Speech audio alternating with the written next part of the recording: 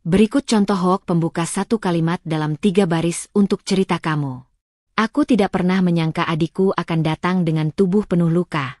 Dan saat aku memutuskan bertukar tempat dengannya, aku menemukan rahasia gelap yang selama ini tersembunyi di balik senyum suaminya. Sebelum mulai ceritanya, komen dulu kalian dari kota atau negara mana. Aku pengen tahu.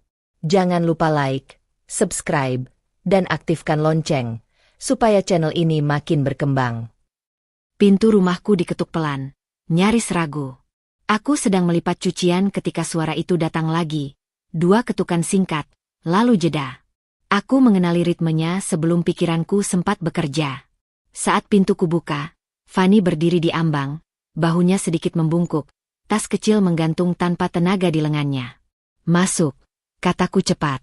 Suaraku terdengar lebih tegas daripada yang kurencanakan. Ia melangkah masuk, menunduk, melepas sandal tanpa suara. Rambutnya yang biasanya rapi tampak kusut. Aku menutup pintu dan menguncinya. Gerakanku refleks. Baru ketika kami berhadapan di ruang tamu, jarak 1 lengan di antara kami, aku melihatnya. Lebih tepatnya, aku tidak bisa tidak melihatnya. Ada warna keunguan di bawah lengan bajunya. Sebuah bayangan gelap yang tidak seharusnya ada. Kamu, kenapa? Tanyaku, berusaha menahan nada. Fanny menarik lengannya, refleks menutupinya. Nggak apa-apa, katanya cepat, terlalu cepat. Ia menatap lantai, seolah ada jawaban tertulis di sana yang bisa menyelamatkannya. Aku menelan ludah. Fanny. Ia mengangkat wajahnya. Senyumnya muncul, tipis, kaku, seperti ditempelkan di wajah yang bukan miliknya. Aku cuma kecapean. Aku tidak menanggapi. Aku mengambil segelas air, menaruhnya di meja. Duduk. Ia menurut, duduk di ujung sofa. Tangannya gemetar saat meraih gelas. Airnya beriak kecil. Tangannya yang lain menarik lengan baju lebih panjang, menutupi sesuatu yang ingin kusebut tapi tak berani. Kapan kamu sampai? Tanyaku, memilih pertanyaan aman. Baru. Jawabnya. Tadi. Kata-katanya pendek, berhenti sebelum sempat bernapas. Aku duduk di depannya, lutut kami sejajar. Aku ingin meraih tangannya, tapi menahan diri. Ada jarak yang tidak kasat mata di antara kami, jarak yang baru.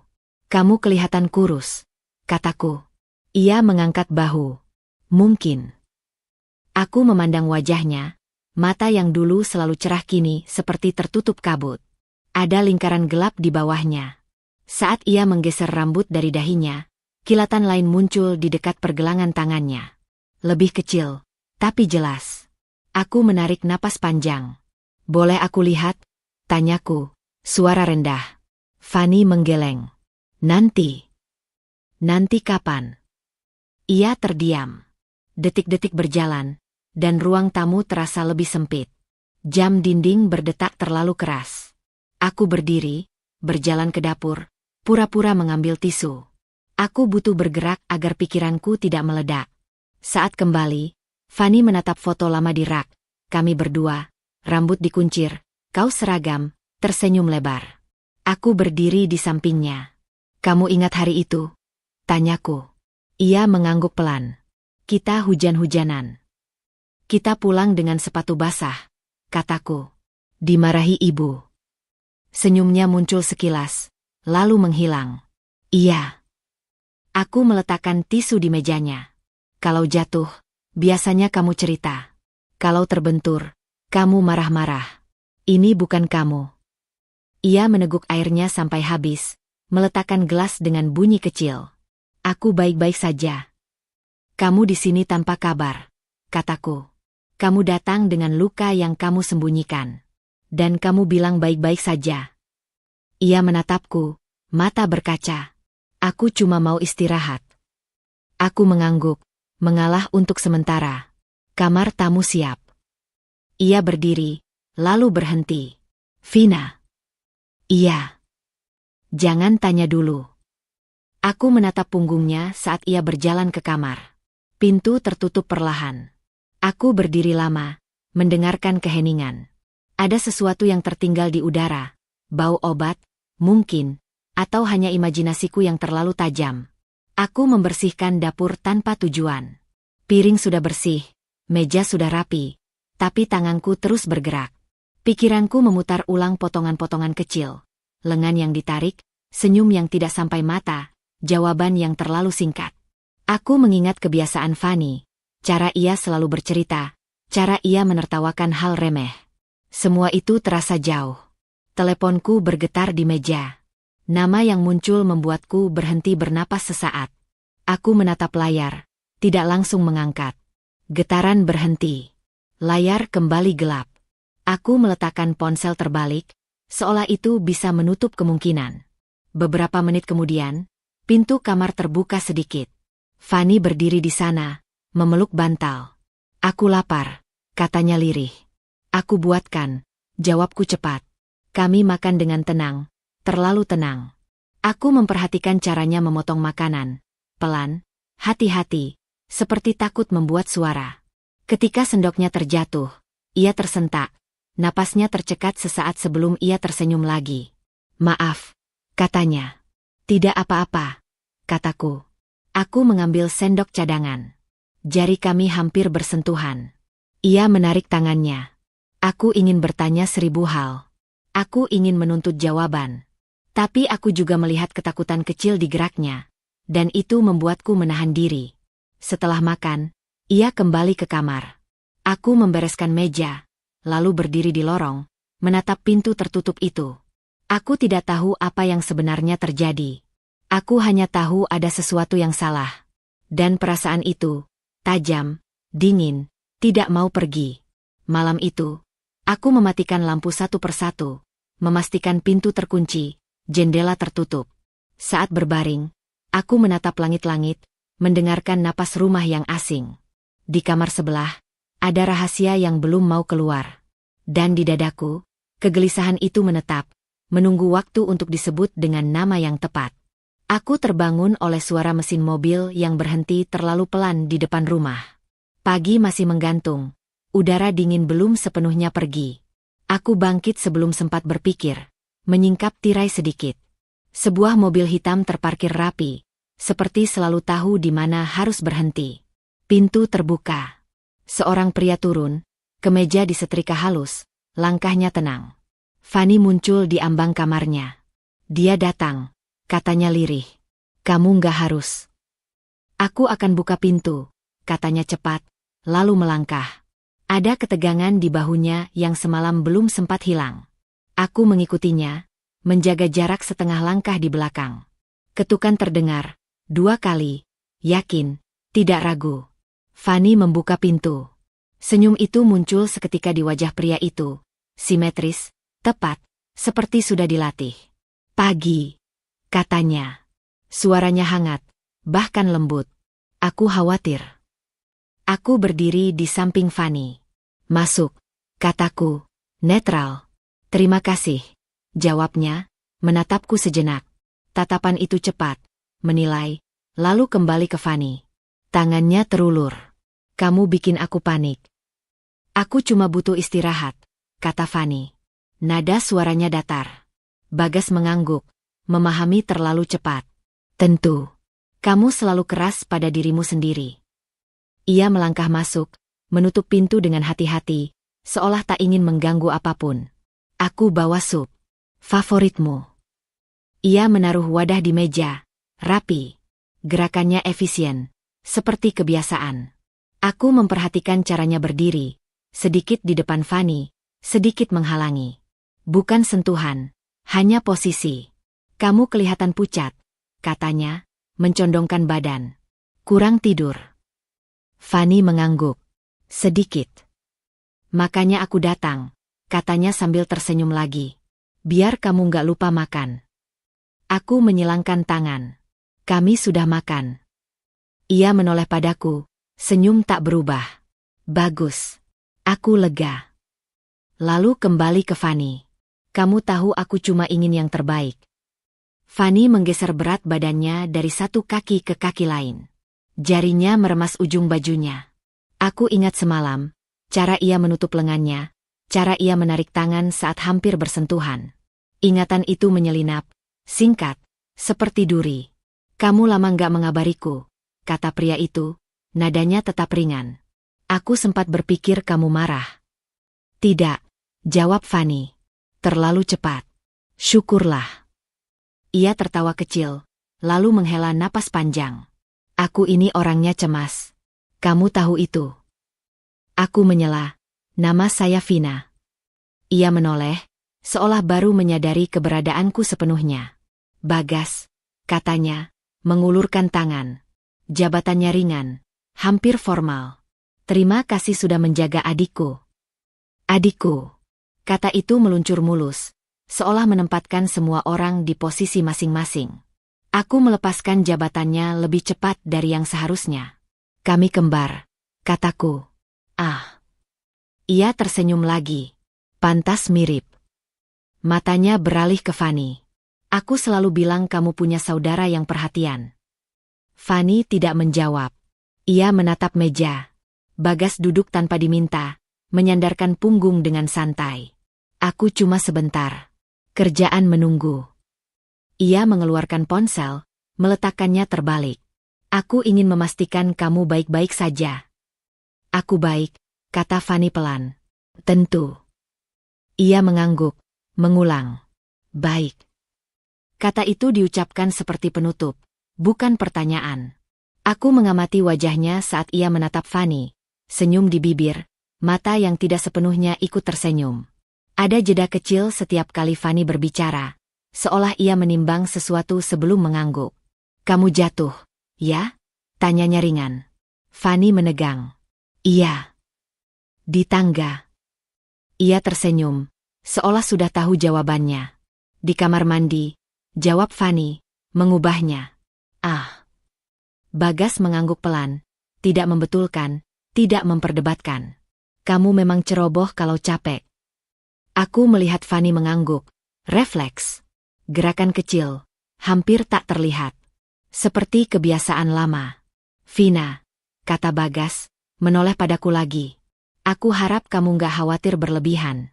Fanny kadang suka memendam hal kecil. Aku menahan diri. Saya hanya melihatnya. Tentu. Senyumnya tetap. Itu wajar. Ia berdiri, merapikan kemejanya. Aku harus pergi. Nanti aku jemput. Fanny mengangkat kepala. Aku. Besok, katanya cepat, masih lembut. Kita bicarakan besok. Ia mendekat, berhenti sejengkal dari Fanny. Tidak ada sentuhan. Hanya jarak yang terlalu dekat. Istirahatlah. Fanny mengangguk lagi. Bagas menoleh padaku terakhir kali. Terima kasih, katanya. Keluarga itu penting. Pintu tertutup. Suara mobil menjauh, meninggalkan keheningan yang berat. Fanny berdiri diam, napasnya dangkal. Kamu gak harus ikut, kataku pelan. Ia menggeleng. Aku takut kalau aku bilang tidak. Aku tidak bertanya apa maksudnya. Aku sudah melihat cukup banyak untuk tahu bahwa ketakutan itu tidak lahir hari ini. Aku memandang meja, wadah sup yang rapi, ponsel yang tadi diletakkan terbalik kini tidak ada. Segalanya tertinggal seperti seharusnya, kecuali perasaan di ruangan itu.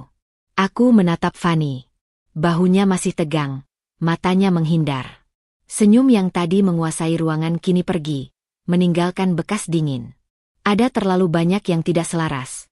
Kata-kata yang menenangkan dengan jarak yang menekan, perhatian yang terasa seperti pengawasan. Aku tidak punya kesimpulan. Tapi kecurigaanku, yang semalam hanya berupa bayangan, kini memiliki garis tepi yang lebih tajam. Hujan turun tipis sejak sore, meninggalkan jejak air di jendela seperti garis-garis yang tak selesai. Aku mematikan kompor setelah merebus air, lalu menuangkannya ke 2 cangkir. Teh hangat biasanya membantu Fanny bernapas lebih pelan. Biasanya. Ia duduk di lantai kamar tamu, bersandar pada ranjang, lutut ditarik ke dada. Rambutnya basah, handuk melingkar di bahu. Ketika aku menyerahkan cangkir, ia menerimanya dengan 2 tangan, seperti memegang sesuatu yang rapuh. Minum, kataku. Ia mengangguk dan menyesap sedikit. Uap naik, lalu menghilang. Aku duduk di kursi, tidak terlalu dekat. Aku belajar hari ini bahwa jarak bisa berarti aman. Kami diam cukup lama. Hanya suara hujan dan jam dinding yang berdetak. Aku memikirkan pagi tadi, cara senyum itu menempel rapi, cara kata-kata terdengar menenangkan tapi membuat ruangan menyempit. Aku mengusir ingatan itu, kembali ke wajah di depanku. Fanny, kataku pelan. Aku nggak akan memaksa. Ia menatap cangkirnya. Aku tahu. Aku cuma ingin kamu aman, kataku. Di sini. Ia menarik napas. Lama. Aman itu, relatif. Aku menahan diri untuk tidak menyela. Ia jarang memilih kata dengan hati-hati seperti ini. Kamu ingat waktu kita kecil? Lanjutnya, kalau satu dari kita jatuh, yang lain langsung berdiri di depan? Bukan karena paling berani. Karena tahu persis rasanya. Aku mengangguk. Ingatan itu datang tanpa diundang. Lutut berdarah, dua tangan yang sama-sama gemetar.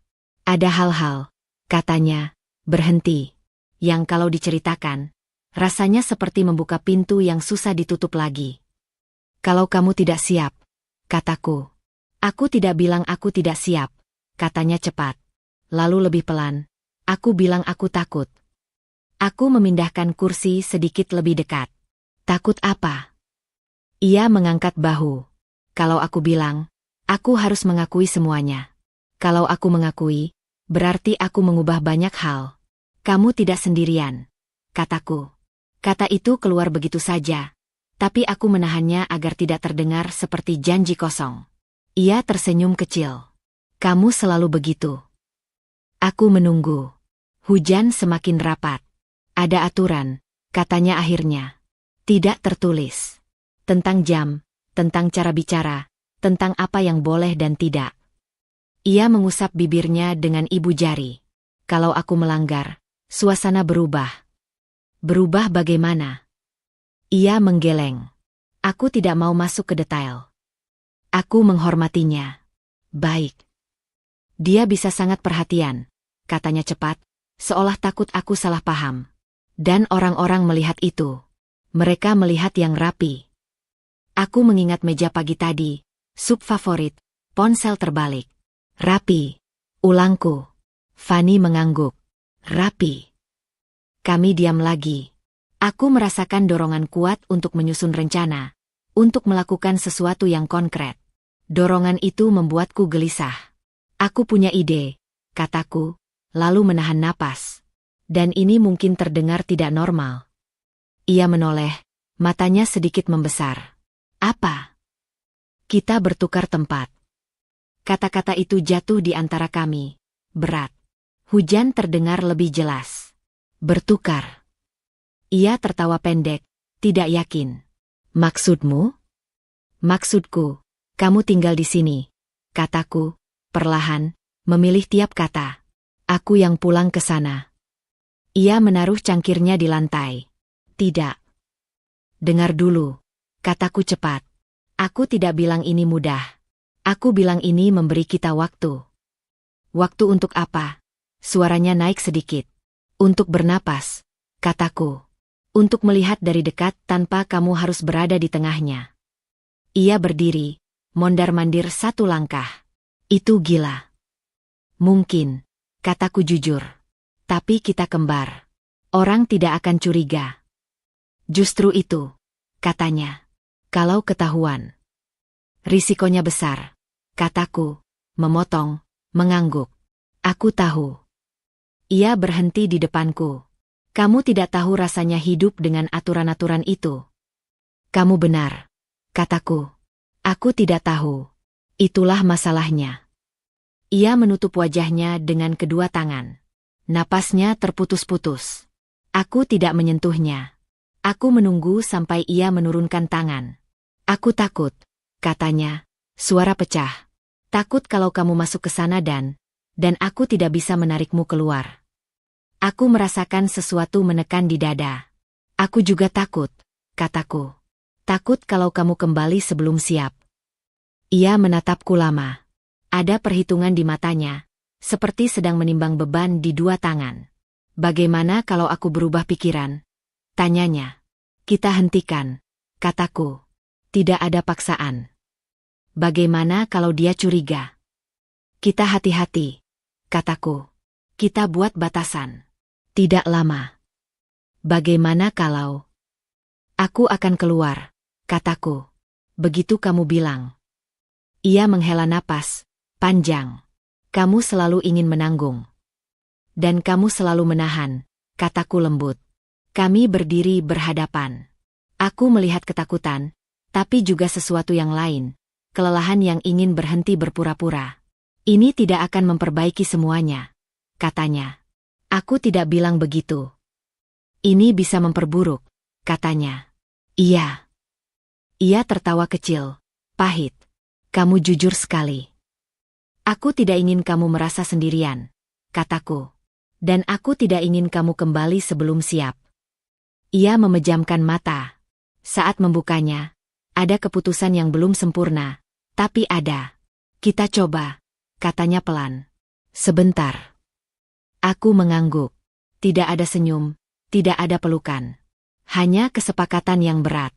Aku merasakan dingin merayap di punggung, tapi juga kejelasan yang aneh. Keputusan itu tidak terasa benar. Namun terasa perlu. Aku berdiri di depan pintu itu dengan tas kecil di tangan. Kunci dingin menempel di telapak. Di dalam mobil, aku sudah melatih napas. Masuk 4 hitungan, keluar 6. Tapi begitu kakiku menginjak teras, ritmenya buyar. Rumah itu tampak biasa saja. Terlalu biasa. Cat dinding bersih, tanaman tersusun rapi, tidak ada yang berteriak bahaya. Justru itu yang membuat dadaku menyempit. Kunci berputar. Pintu terbuka tanpa bunyi. Aku melangkah masuk. Aku pulang, kataku, suara datar, nada yang sudah kupelajari dari Fanny. Bagas muncul dari ruang tengah. Senyum yang sama, rapi, menempel di wajahnya. Cepat sekali, katanya. Aku kira kamu akan lebih lama. Aku meletakkan tas di tempat yang sama seperti terakhir kali. Aku memperhatikan kemarin. Macet, jawabku singkat. Ia mendekat, berhenti sejengkal dariku. Tidak menyentuh. Tatapannya turun, menilai. Kamu ganti parfum. Aku menelan ludah. Habis. Ia mengangguk, seolah mencatat. Lain kali bilang. Aku tidak suka kejutan kecil. Aku mengangguk. Satu aturan tak tertulis. Dicatat. Sepatumu, katanya sambil menunjuk rak. Jangan di situ. Aku memindahkannya setengah langkah ke kanan. Di sini. Lebih lurus, katanya lembut. Aku membetulkannya lagi. Ia tersenyum puas, lalu berbalik. Aku menyusul, menjaga jarak. Ruang tamu terasa lebih sempit dari kemarin. Aku duduk di ujung sofa, posisi yang sama seperti yang kulihat Fanny lakukan. Lutut rapat, tangan di pangkuan. Kamu lapar? Tanyanya. Sudah makan, kataku. Ia berhenti di dapur. Jam segini. Sedikit. Ia menoleh, alisnya terangkat. Sedikit bukan makan. Aku memilih diam. Bagas mengambil piring, menyusunnya dengan presisi. Kamu capek. Kalau capek, kamu suka salah paham. Ia menaruh piring di meja. Satu untukku. Makan. Aku duduk. Sendok di tanganku terasa berat. Aku makan pelan, meniru ritme yang kuingat. Setiap bunyi kecil terasa terlalu keras. Aku sadar ada jam, bukan jam dinding, tapi jam tak terlihat yang mengatur segalanya. Kamu bicara lebih pendek hari ini, katanya. Aku lelah, jawabku. Lelah itu bukan alasan, katanya lembut. Tapi bisa dimengerti. Ia duduk di seberangku. Kamu ingat aturan kita? Aku mengangguk. Tidak membantah di meja. Bagus. Ia tersenyum. Dan tidak meninggalkan piring, kataku. Dan ia menunggu. Aku menatap piringku. Tidak mengunci pintu kamar. Ia mengangguk. Kamu ingat. Aku menyelesaikan makan, meletakkan piring dengan hati-hati. Aku berdiri untuk membereskan. Tidak sekarang, katanya. Duduk. Aku duduk kembali. Ia membereskan piring, lalu kembali dengan 2 gelas air. Menaruh satu di depanku, tepat di tengah. Minum. Aku minum. Cukup, katanya setelah 2 teguk. Aku berhenti. Keheningan turun, berat. Aku merasakan dinding-dinding itu mendekat. Aku ingin berdiri, berjalan, membuka jendela. Aku tidak melakukannya. Kamu kemana kemarin? Tanyanya santai. Ke rumah Vina. Jawabku. Jujur. Lama. Dia butuh aku. Ia mengangguk.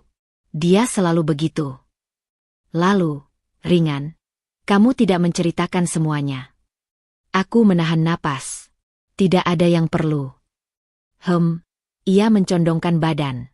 Kamu tahu aku tidak suka setengah-setengah. Aku mengangguk. Maaf.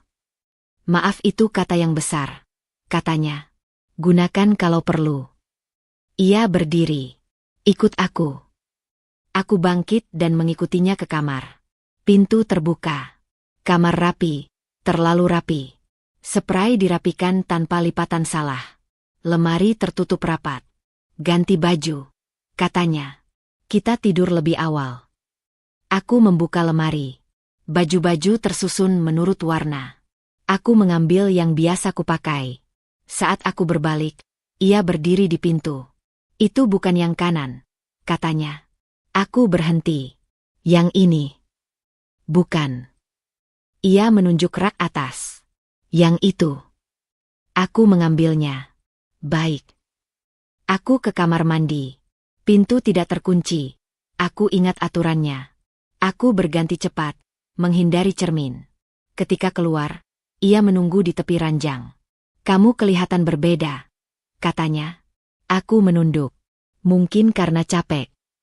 Mungkin, katanya. Atau kamu belajar sesuatu yang tidak perlu. Aku duduk di sisi ranjang. Jarak di antara kami terasa seperti jurang. Lampu dipadamkan, hanya lampu kecil menyala. Besok kita atur ulang, katanya pelan. Rutinitasmu berantakan. Baik, kataku. Ia berdiri, mematikan lampu kecil. Gelap menyelimuti.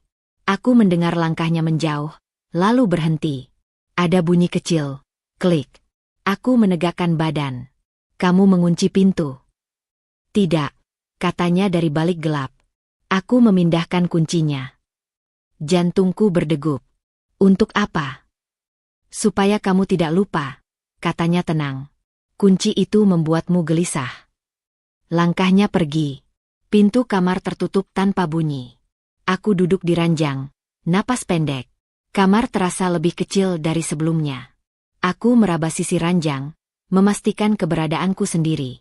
Di dalam gelap itu, aku mengerti satu hal dengan jelas.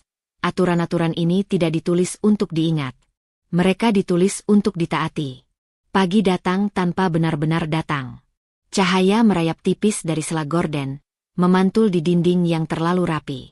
Aku bangun sebelum alarm, bukan karena segar, tapi karena tubuhku tak pernah benar-benar tidur. Aku duduk, menunggu bunyi langkah di luar kamar. Ada jeda yang selalu sama, seperti jam yang tak terlihat sedang menghitung. Pintu terbuka. Bagas berdiri di ambang, kemeja sudah rapi, rambut tersisir sempurna. Kamu bangun telat, katanya. Aku melirik jam. 5 menit. 5 menit itu telat, katanya, nada datar. Ia melangkah masuk tanpa diminta, meraih gorden dan menariknya sedikit. Cahaya pagi bagus untuk kebiasaan. Aku mengangguk. Aku ke dapur. Setelah cuci muka, katanya cepat. Jangan lompat-lompat. Aku berbalik ke kamar mandi. Air dingin menyentuh wajahku, membuat pikiranku lebih tajam. Aku menatap cermin, memastikan ekspresi yang tepat, netral, tidak menantang, tidak kosong. Saat kembali ke dapur, meja sudah tertata. Piring, sendok, cangkir, semuanya berada pada jarak yang tepat. Kopi, katanya. Bukan teh. Kemarin aku minum. Kopi, ulangnya, lebih pelan. Aku menuang kopi. Tangan kananku sedikit gemetar. Aku menahannya dengan tangan kiri, gerakan kecil agar tidak terlihat. Kamu salah tuang, katanya. Aku berhenti. Ini. Gelasnya, katanya sambil menunjuk. Bukan yang itu. Aku mengganti gelas tanpa kata. Ia memperhatikan dari jarak dekat, seperti pengawas yang tak butuh papan catatan. Kamu kelihatan tegang, katanya. Ada yang kamu sembunyikan? Tidak, jawabku. Ia mengangguk, lalu tersenyum kecil. Bagus. Aku tidak suka kejutan. Aku menyerahkan cangkir. Ia mencicipi, menaruhnya kembali. Gula. Aku menambahkan setengah sendok. Setengah itu tidak konsisten, katanya. Kamu tahu aku tidak suka setengah. Aku menambahkan sedikit lagi. Ia menatap cairan yang berputar, lalu mengangguk. Duduk. Aku duduk. Kursi berderit pelan. Aku menahan napas. Kamu akan kembali ke rumah saudaramu hari ini? Tanyanya santai. Tidak, jawabku. Aku di sini. Bagus, katanya. Aku butuh kamu fokus. Aku meneguk kopi. Pahitnya tertahan di lidah. Kamu bicara terlalu singkat, katanya. Aku jadi bertanya-tanya. Bertanya apa? Ia tersenyum. Apakah kamu marah? Tidak. Kalau tidak marah, biasanya kamu lebih hangat, katanya. Atau setidaknya berusaha. Aku mengangguk. Aku akan berusaha. Ia mencondongkan badan, menurunkan suara. Jangan berusaha. Lakukan. Aku menahan reaksi. Aku ingat semalam. Klik kecil, kunci yang dipindahkan. Aku mengingat diriku untuk tidak bertanya, tidak menantang. Pekerjaanmu hari ini? Tanyanya. Di rumah, jawabku. Tidak, katanya. Kamu ikut aku. Aku terkejut. Kemana? Ke kantor, katanya ringan. Supaya kamu tidak mengarang cerita. Aku memilih diam. Ia menafsirkan diam itu sebagai persetujuan. Di mobil, radio menyala pelan. Aku duduk tegak, tangan di pangkuan. Lampu merah menyala. Kamu terlalu sering melihat keluar, katanya. Pusing, kataku. Kalau pusing, bilang, katanya. Jangan pura-pura. Aku mengangguk. Di kantor, aku duduk di ruang tunggu. Ia keluar masuk, meninggalkanku sendirian dengan jam dinding yang berdetak terlalu keras. Sesekali ia muncul, menatapku, lalu pergi lagi. Saat ia kembali, wajahnya tetap rapi. Kamu bicara dengan siapa? Tanyanya. Tidak ada, jawabku. Kamu tersenyum, katanya. Dengan siapa? Aku tidak. Jangan bantah, katanya. Nada naik setengah tingkat. Aku melihat. Aku menunduk. Maaf. Ia menghela napas panjang. Aku melakukan ini untuk kita. Kalau kamu membuatku terlihat bodoh, itu menyulitkan. Aku mengerti, kataku. Kamu tidak, katanya. Tapi kamu akan belajar. Di perjalanan pulang, ia tidak menyalakan radio. Keheningan terasa tebal. Kamu berubah, katanya akhirnya. Aku lelah, jawabku. Lelah itu alasan yang mudah, katanya. Orang lelah tetap bisa sopan. Aku menahan lidahku. Setiap kata yang ingin keluar kuletakkan kembali. Di rumah, ia menaruh tasnya, lalu berhenti di tengah ruang tamu. Aku ingin kamu ingat sesuatu. Aku menatapnya. Aku bisa sangat baik, katanya lembut. Dan aku bisa sangat tidak menyenangkan. Pilihan itu biasanya ditentukan oleh hal-hal kecil. Aku mengangguk. Hal kecil seperti nada suara. Katanya. Kamu tadi salah. Aku merasakan dingin di punggungku. Aku akan lebih hati-hati. Ia tersenyum. Puas. Itu yang ingin kudengar. Malam turun. Aku berdiri di kamar, menata pakaian sesuai warna. Tanganku bergerak otomatis. Aku memikirkan Fanny, caranya menunduk, caranya mengangguk terlalu cepat. Aku memikirkan diriku yang kini melakukan hal yang sama, hanya dalam hitungan jam. Saat lampu dipadamkan, ia berkata pelan, besok kita perbaiki. Aku berbaring, menatap gelap. Tidak ada teriakan. Tidak ada benturan. Hanya kata-kata yang disusun rapi, seperti pagar yang semakin tinggi. Di keheningan itu, aku menyadari sesuatu yang membuat perutku mengeras. Ini bukan tentang hari yang buruk atau salah paham kecil. Ini adalah sistem. Dan sistem ini jauh lebih buruk dari yang kuduga. Aku menunggu sampai rumah itu benar-benar sunyi. Jam di dinding menunjukkan lewat tengah hari, waktu yang biasanya aman. Bagas selalu pergi dengan jadwal yang bisa ditebak, rapi seperti hal-hal lain yang ia tuntut. Aku berdiri di tengah kamar, mendengarkan bunyi rumah yang bernafas pelan. Dengung kulkas, detik jam, suara kendaraan jauh di luar. Tidak ada langkah. Tidak ada pintu. Aku mulai dari hal kecil. Lemari pakaian.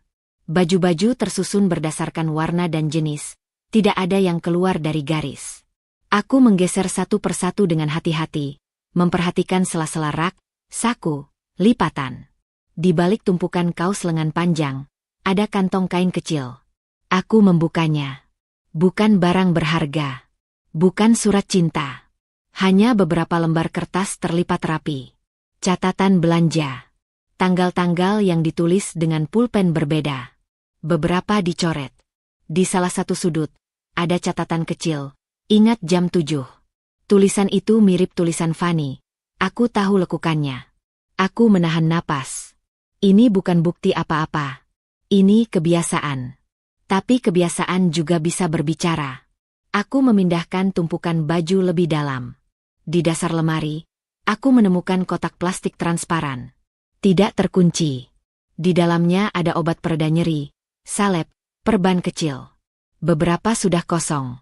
Aku menghitung tanggal kadaluarsa, mencocokkan jumlahnya. Terlalu sering dibeli untuk sesuatu yang sepele. Aku tidak menyentuh apapun selain menutup kembali kotak itu dengan posisi semula. Aku beralih ke kamar mandi. Rak di atas wastafel bersih, botol-botol berjajar. Aku menggeser cermin kecil yang bisa dibuka. Di belakangnya ada kantong tipis berisi kwitansi apotek. Tanggal-tanggalnya tidak berurutan, tapi jaraknya dekat. Aku memotret dengan ponsel, tanpa flash, lalu mengembalikan semuanya persis seperti semula. Kamar tidur terasa paling berat. Aku duduk di tepi ranjang sejenak, menenangkan napas. Aku tidak ingin menemukan apapun di sini. Tapi keinginan tidak mengubah kenyataan. Aku membuka laci nakas. Buku catatan kecil tergeletak di bawah tumpukan kertas. Sampulnya polos. Aku membuka halaman pertama. Tidak ada curahan hati. Tidak ada pengakuan. Hanya jadwal, jam bangun, jam makan, jam tidur. Di beberapa halaman, ada tanda kecil di pinggir, seperti penanda. Aku membalik halaman-halaman itu. Di bagian belakang, satu halaman terlipat. Kalau lupa, diam. Kalimatnya pendek. Tanganku mengencang. Aku menutup buku itu perlahan, meletakkannya kembali. Aku memotret halaman yang terlipat, memastikan sudutnya kembali sama. Aku tidak berhenti di situ. Aku bergerak ke ruang tamu. Rak dokumen berada di sudut, map-map berlabel rapi. Aku membuka satu persatu. Tagihan, polis, dokumen kendaraan. Di sela map biru, ada amplop tanpa label. Di dalamnya, hasil pemeriksaan kesehatan, bukan yang besar, bukan yang dramatis. Hanya catatan kunjungan berulang. Dokter yang sama. Aku mencatat nama dan tanggalnya di ponsel, lalu menutup amplop itu. Aku berdiri, menatap ruangan. Tidak ada kekacauan. Tidak ada tanda perlawanan. Justru kerapian ini yang menyimpan jejak. Jejak yang dirapikan sampai hampir tak terlihat. Aku merasakan dua hal beradu di dada. Empati yang menyesakkan dan kemarahan yang dingin. Aku membayangkan Fanny menyusun jadwalnya, menempelkan catatan kecil, menyiapkan obat-obatan tanpa bertanya. Aku membayangkan bagaimana ia belajar diam, bukan karena ingin, tapi karena perlu. Aku menelan ludah. Aku ingin marah, ingin merusak kerapian ini, ingin mengacak-acak semuanya agar rumah ini berteriak. Aku tidak melakukannya. Aku membuka ponsel dan membuat folder baru. Aku beri nama yang netral. Aku menyimpan foto-foto, catatan tanggal, nama dokter, jumlah obat. Aku menuliskan kronologi sederhana, tanpa asumsi, tanpa emosi. Fakta saja. Aku tahu nilai dari keteraturan. Jika rumah ini dibangun dengan aturan, maka kebenaran harus dikumpulkan dengan cara yang sama. Rapi, konsisten, tak terbantahkan. Pintu depan berbunyi, kunci berputar. Aku membeku sejenak, lalu bergerak cepat. Aku menutup laci, merapikan kembali rak, memastikan tidak ada yang bergeser. Aku duduk di sofa dengan buku di tangan, posisi yang tepat. Napasku kembali ke ritme yang aman. Bagas masuk. "Kamu di rumah?" katanya. "Iya," jawabku. Ia menaruh kunci. "Kamu terlihat sibuk." "Membaca," kataku. Ia mengangguk. "Bagus."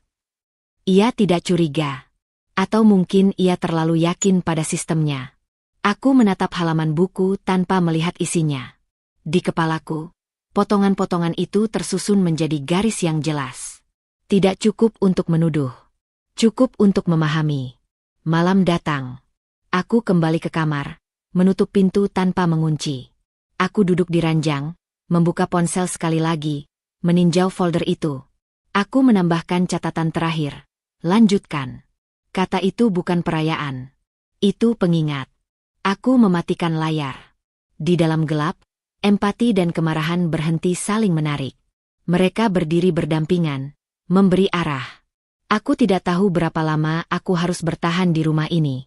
Aku tahu satu hal dengan pasti, jejak-jejak itu ada, dan aku akan mengumpulkannya dengan sabar. Tekad itu tidak keras, tidak berisik. Ia tenang, seperti napas yang akhirnya kembali teratur. Pagi itu dimulai dengan hal yang nyaris tidak ada. Tidak ada bentakan, tidak ada perintah langsung. Hanya senyap yang terasa disusun. Aku berdiri di dapur, memotong buah sesuai urutan warna yang kuingat. Pisau menyentuh talenan dengan bunyi halus. Bagas masuk tanpa suara. Berdiri di belakangku cukup dekat untuk membuat bahuku menegang.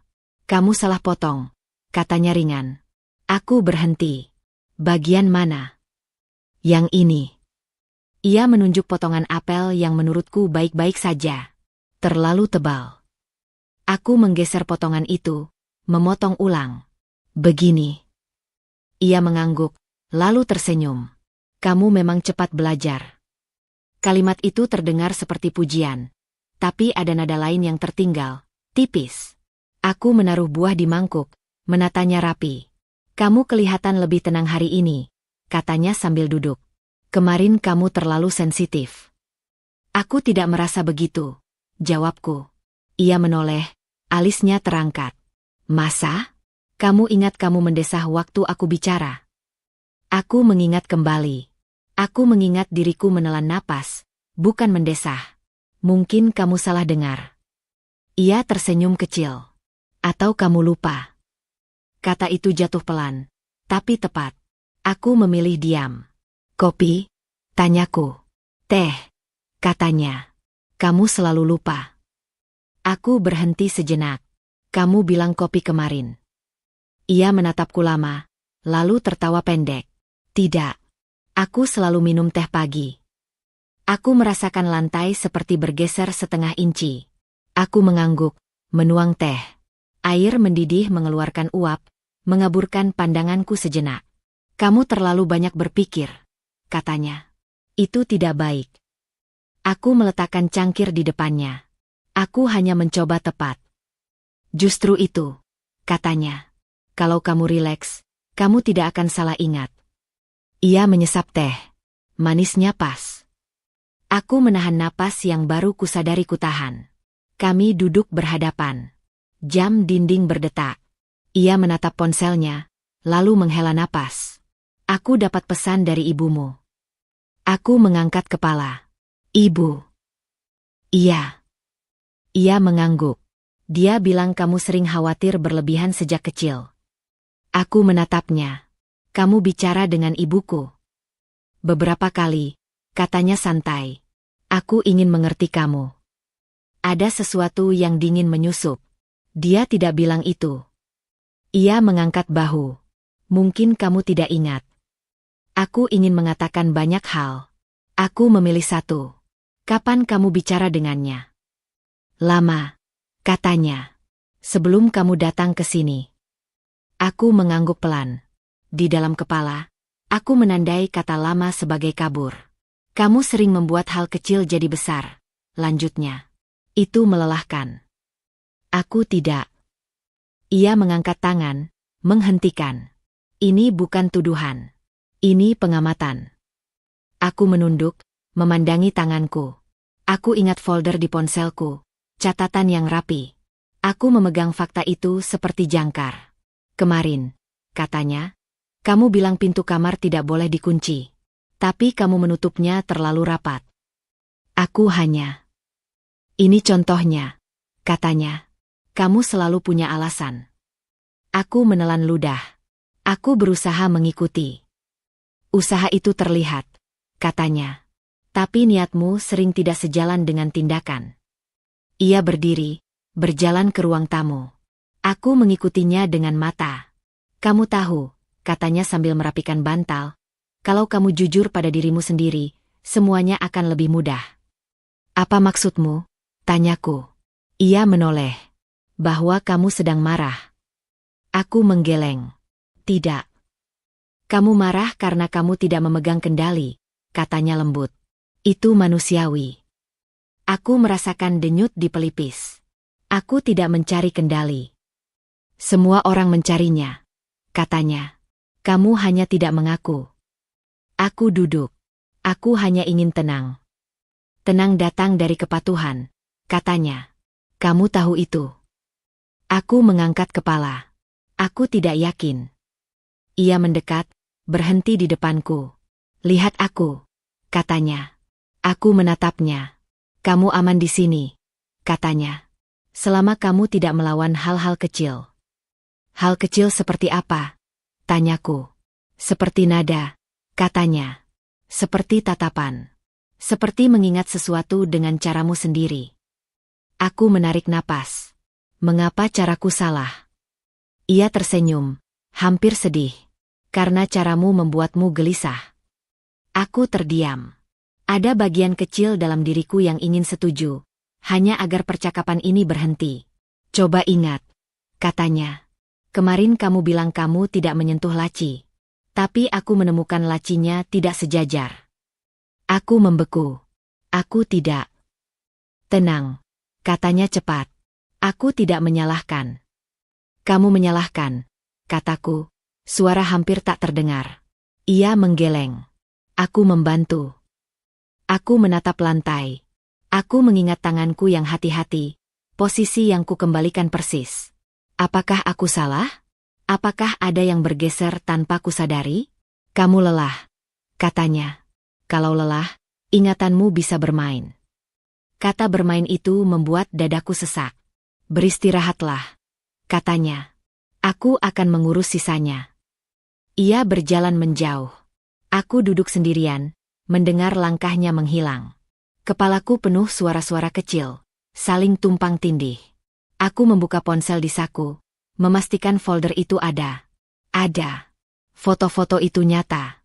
Tanggal-tanggal itu ada. Namun keraguan menyelinap, tipis tapi tajam. Bagaimana jika aku yang salah? Bagaimana jika aku terlalu menafsirkan? Aku menutup mata, menarik napas, mencoba menahan gelombang itu. Ketika aku membukanya kembali, aku masih di ruang yang sama. Rumah ini tidak berubah. Tapi sesuatu di dalam diriku bergeser sedikit. Cukup untuk membuat langkahku terasa kurang pasti. Aku tahu ada yang berubah dari cara ia menutup pintu pagi itu. Tidak dibanting, tidak juga dibiarkan terbuka. Terlalu hati-hati, seolah bunyi sekecil apapun bisa memicu sesuatu di dalam dirinya. Kamu bangun lebih lambat, kata Bagas tanpa menoleh. Aku berdiri di ambang dapur. Aku terbangun beberapa kali malam tadi. Ia mengangguk, lalu menaruh kunci di mangkuk kecil. Kunci itu selalu diletakkan di sana. Hari ini, ia menggesernya sedikit ke tengah meja. Gerakan kecil, tapi sengaja. Karena mimpi, lanjutku, memilih aman. Mimpi tentang apa? Tanyanya cepat. Tidak jelas. Aku membuka kulkas. Potongan buah masih ada. Kamu lupa menutup rapat, katanya. Aku berhenti. Aku yakin. Yakinmu sering keliru, potongnya. Nadanya lebih keras dari biasanya, lalu kembali halus. Bukan salahmu. Aku menutup kulkas pelan. Aku akan lebih hati-hati. Ia menatapku. Lama. Itu yang selalu kamu katakan. Aku menyiapkan sarapan tanpa bertanya. Ia memperhatikan, berdiri terlalu dekat. Ketika aku menggeser piring, tanganku menyentuh lengannya. Ia menarik tangan secepat kilat. "Jangan," katanya tajam. Aku mundur setengah langkah. "Maaf." Ia mengusap wajah, menarik napas. "Kamu tidak peka hari ini." Aku menelan kata-kata yang ingin keluar. Aku tahu pola itu. Dorong, tarik, buat aku meminta maaf, lalu katakan aku diselamatkan. "Kita perlu bicara," katanya akhirnya. "Sekarang?" tanyaku. "Kalau tidak sekarang, kamu akan lupa," katanya. "Duduk." Aku duduk di kursi yang sama. Ia berdiri, menyilangkan tangan. "Kamu menulis lagi," katanya. Jantungku jatuh. "Menulis apa?" "Catatan," katanya. "Di ponsel." Aku menatap meja. Aku hanya mencatat belanja. Ia tertawa singkat. "Lucu." "Apa maksudmu?" tanyaku. "Kamu menulis jam," katanya. "Kamu menulis tanggal. Kamu menulis hal-hal kecil seolah itu bukti." Aku mengangkat kepala. "Aku tidak." "Jangan," katanya, lebih keras. "Aku tahu." "Bagaimana?" Pertanyaan itu keluar sebelum sempat kutahan. Ia tersenyum, lalu berhenti. Senyum itu retak di sudut bibirnya. "Aku peduli." Itu bukan jawaban. Ia mendekat. "Kamu selalu butuh jawaban. Karena kamu menuduh." "Menuduh apa?" katanya. Aku hanya mengamati. Aku berdiri. "Aku berhak mencatat." "Berhak?" Ia tertawa lagi, kali ini tanpa humor. "Kata itu tidak cocok denganmu." Aku merasakan lantai mengeras di telapak kaki. "Kenapa tidak cocok?" "Karena kamu sering salah paham," katanya. "Dan catatanmu membuatmu semakin salah." Aku menghela napas. Aku ingin merasa aman. "Kamu aman," katanya cepat. "Selama kamu tidak membuat cerita sendiri." Aku tidak membuat cerita. "Lalu apa ini?" Ia mengeluarkan ponsel dari sakunya. "Ponselku." Aku terpaku. "Itu milikku." "Kamu meninggalkannya di meja," katanya. "Terbuka." "Terbuka bukan berarti boleh dibaca." Ia mencondongkan badan. "Kalau tidak ada yang disembunyikan, kenapa takut?" Aku ingin meraih ponsel itu, tapi tanganku tetap di sisi tubuh. "Kembalikan." Ia menahan ponsel lebih tinggi. "Kamu mencatat aku mengubah posisi kunci." Aku menahan wajahku agar tetap datar. "Itu hal kecil." "Bagi orang yang waras, iya," katanya. "Bagi kamu, itu obsesi." Aku merasakan panas naik ke pipi. "Kamu yang memindahkannya." "Dan," katanya, "itu rumahku. Kita tinggal bersama," kataku. "Karena aku mengizinkan," katanya. Nada itu kasar, tak lagi dibungkus. Aku terdiam. "Kamu juga menulis tentang suara langkah," lanjutnya. "Tentang jam pulang." Aku menatapnya. "Kamu membaca semuanya." Ia tersenyum, tapi mata itu tidak ikut tersenyum. "Aku perlu tahu apa yang kamu pikirkan." "Itu pelanggaran," kataku. "Pelanggaran terjadi ketika ada niat jahat," katanya. "Aku melindungimu." "Dari apa?" tanyaku. "Dari dirimu sendiri," katanya tanpa ragu. Aku menarik napas panjang. "Kembalikan ponselku." Ia menatap layar. "Menarik," katanya. "Kamu menulis bahwa aku bilang teh, bukan kopi." Aku mengangkat kepala. "Karena itu yang kamu katakan." "Tidak," katanya. "Kamu yang mengingatnya salah." "Kamu bilang teh," ulangku. Ia mendekat lagi, suaranya rendah. "Kamu mulai berani." "Aku hanya mengingat," kataku. "Ingatanmu tidak bisa dipercaya," katanya.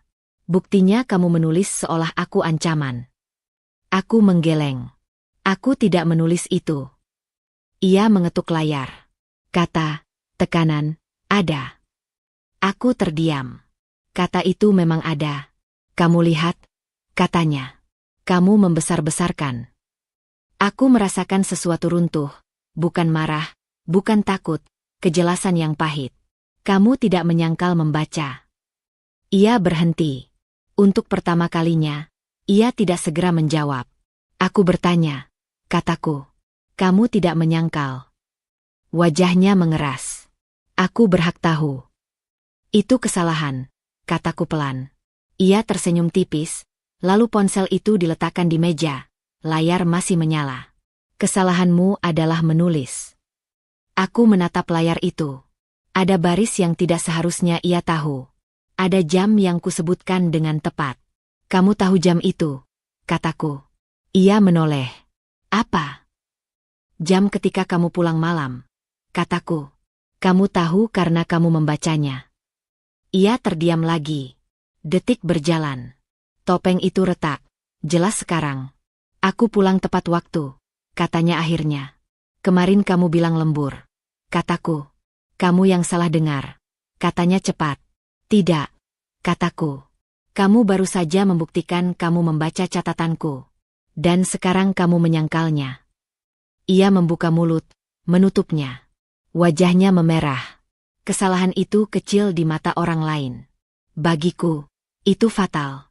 Karena untuk pertama kalinya, kebohongannya berdiri tanpa penyangga, dan aku melihat celah yang nyata. Aku terbangun oleh suara yang tidak ada. Itu yang paling melelahkan. Tubuhku bereaksi lebih dulu sebelum pikiranku sempat mengejar. Jantungku berdebar, telapak tanganku basah, napasku pendek. Butuh beberapa detik untuk mengingat bahwa aku tidak berada di rumah itu. Bahwa pintu di hadapanku tidak akan dibuka tanpa peringatan. Bahwa pagi ini tidak dimulai dengan aturan. Aku duduk, memeluk lutut. Ruangan ini sederhana, terlalu sederhana sampai terasa kosong. Dindingnya pucat, jendela tertutup tirai tipis. Aku memilih tempat ini karena tidak ada apa-apa di dalamnya yang mengingatkanku pada suara langkah tertentu, atau posisi benda yang harus selalu sama. Tempat aman, kata Vina. Aku mengangguk saat itu, tapi kata aman terasa seperti konsep yang belum sepenuhnya kupahami. Aku bangkit, berjalan pelan ke jendela. Cahaya pagi menyusup, tipis. Aku membuka tirai sedikit, cukup untuk melihat langit. Tidak ada yang mengawasi. Tidak ada mata yang menghitung gerakku. Aku menutup tirai kembali. Masih belum siap untuk dunia luar. Aku membuat teh. Tanganku bergetar saat menuang air panas. Tapi aku tidak berhenti. Aku memperhatikan uap yang naik, menunggu tanganku stabil. Di rumah lama, teh selalu menjadi ujian. Terlalu panas, terlalu dingin, terlalu manis. Di sini, tidak ada yang menilai. Aku duduk di lantai, menyandarkan punggung ke dinding, cangkir di antara kedua telapak tangan.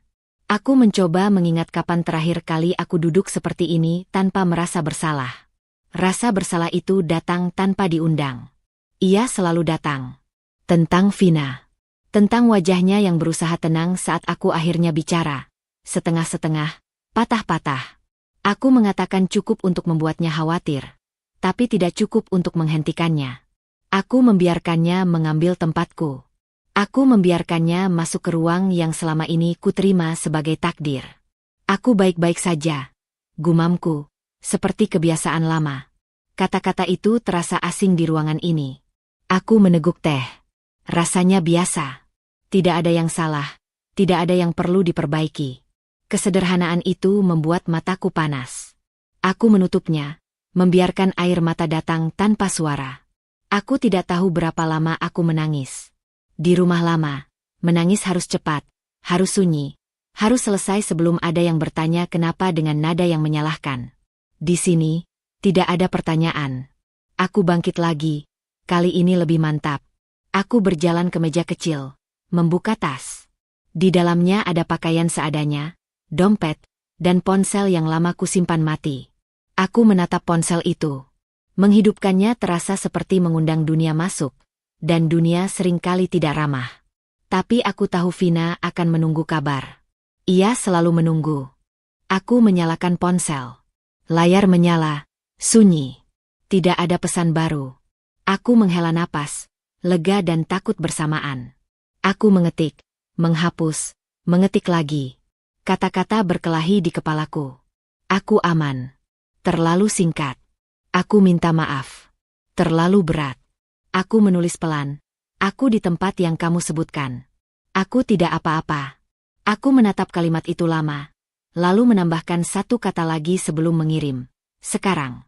Aku meletakkan ponsel terbalik, seolah layar bisa menatapku balik. Dadaku terasa lebih ringan, tapi rasa bersalah itu belum pergi. Ia berubah bentuk. Ia bertanya mengapa aku tidak bicara lebih cepat. Mengapa aku membiarkan hal-hal kecil menjadi kebiasaan. Mengapa aku percaya bahwa diam adalah cara bertahan. Aku berdiri dan berjalan mengelilingi ruangan, menghitung langkah tanpa sadar. Aku berhenti ketika menyadarinya, tertawa kecil yang cepat mati. Bahkan di tempat aman, tubuhku masih membawa aturan lama. Aku duduk lagi, kali ini dengan punggung tegak. Aku mencoba mengingat satu hal yang nyata, satu hal yang tidak bisa diputarbalikan. Aku memilih rasa dingin lantai di telapak kakiku. Aku memilih suara napasku sendiri. Aku memilih detak jam di dinding yang tidak mengatur hidupku.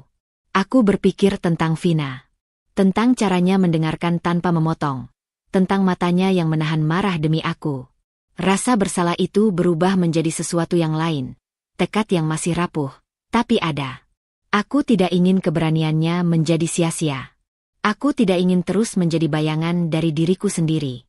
Aku mengambil buku catatan kosong dari tas. Aku membukanya, menatap halaman putih. Di rumah lama, menulis berarti berbahaya. Di sini, mungkin menulis bisa menjadi pegangan. Tanganku ragu, lalu bergerak. Aku tidak menulis cerita. Aku menulis satu kalimat. Aku berhak merasa takut tanpa dianggap lemah. Aku menutup buku itu cepat, seolah takut seseorang membacanya, lalu menyadari tidak ada siapa-siapa. Aku membukanya lagi. Aku menulis satu kalimat lagi. Aku tidak gila.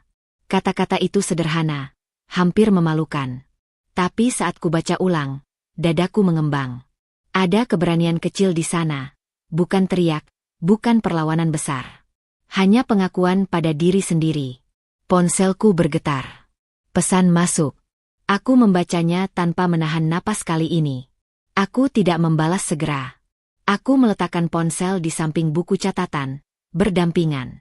Untuk pertama kalinya setelah lama, aku memilih diam bukan karena takut, tapi karena aku sedang mengumpulkan suaraku sendiri. Ia pulang lebih awal dari biasanya. Aku tahu karena bunyi kunci tidak mengikuti jam yang telah kuingat. Pintu dibuka pelan. Ditutup tanpa jeda. Aku berdiri di dapur, piring di tangan, lalu meletakkannya kembali dengan hati-hati. Tidak ada alasan untuk tampak terkejut. Tidak ada alasan untuk tampak menunggu. Kamu tidak menyalakan lampu, katanya dari belakang. Aku cukup dengan cahaya jendela, jawabku. Ia berjalan melewatiku, menyalakan lampu tanpa komentar. Cahaya putih itu menyapu ruangan, membuat bayangan-bayangan kecil menghilang. Aku merasakan sorotnya di punggungku. Kamu memindahkan kursi, katanya. Aku menoleh. Kursi itu memang sedikit bergeser. Aku menyapu. Biasanya kamu tidak begitu, katanya. Aku mengangkat bahu. Aku belajar. Ia berhenti di tengah ruang tamu, menatap sekeliling seperti seseorang yang baru pertama kali masuk ke rumahnya sendiri. Tangannya menyentuh rak, menggeser figura 1 sentimeter ke kanan. Belajar dari siapa? Dari kebiasaan, kataku.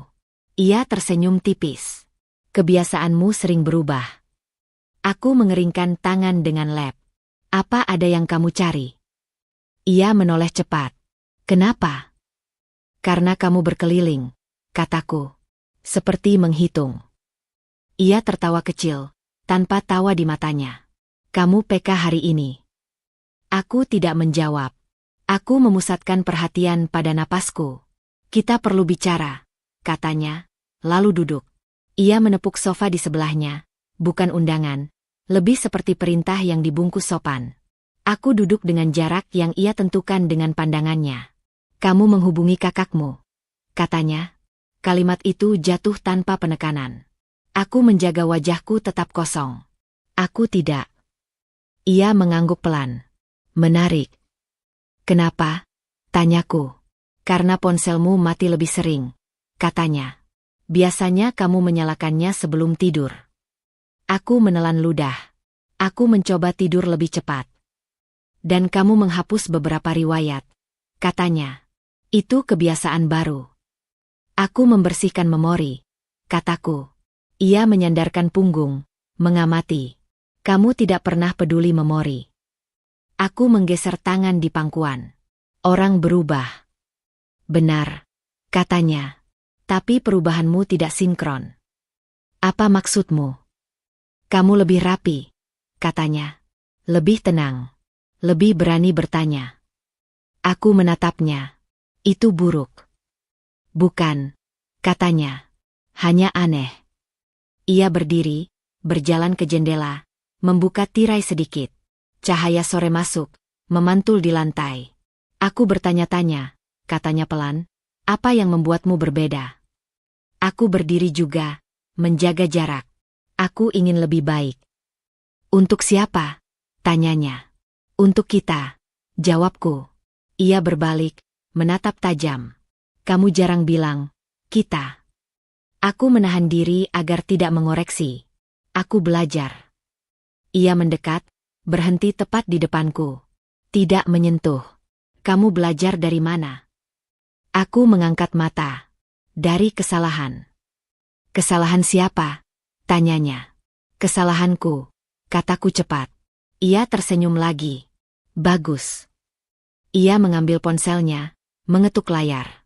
Aku dapat pesan. Aku menunggu. Nomor tidak dikenal, katanya. Hanya satu kalimat. Aku menahan napas. Isinya, jaga dirimu, katanya. Aku menatap wajahnya, mencari celah. Banyak pesan seperti itu. Benar, katanya. Tapi waktu kirimnya bertepatan dengan ponselmu mati. Aku menggeleng pelan. Kebetulan. Kebetulan sering mengelilingimu akhir-akhir ini, katanya. Kunci, jam, kursi, pesan. Ia berjalan ke meja, mengambil mangkuk kunci. Mengguncangnya pelan hingga berbunyi. Kamu ingat kapan aku memindahkan ini? Aku memilih jujur yang aman. Kemarin. Ia tersenyum. Kamu ingat. Aku memperhatikan, kataku. Kenapa? Tanyanya. Karena kamu menyuruhku, kataku. Ia berhenti. Aku menyuruh. Kamu bilang detail itu penting, kataku. Aku mengikuti. Ia terdiam lebih lama dari biasanya. Lalu, suaranya turun. Aku tidak suka diikuti dengan cara yang salah. Cara yang salah seperti apa? Seperti mengumpulkan, katanya. Seperti mencatat. Aku mengangkat bahu. Aku tidak mencatat. Ia melangkah lebih dekat. Jangan bohong. Aku tidak bohong, kataku. Aku belajar mengingat. Ia menatapku lama, lalu menghela napas. Kamu tahu, katanya, kalau aku ingin, aku bisa mengecek semua. Semua apa? Pergerakan, katanya. Jejak. Aku merasakan tenggorokan mengering. Aku tidak menyembunyikan apapun. Kalau begitu, katanya, kita tidak punya masalah. Ia berbalik, berjalan ke kamar.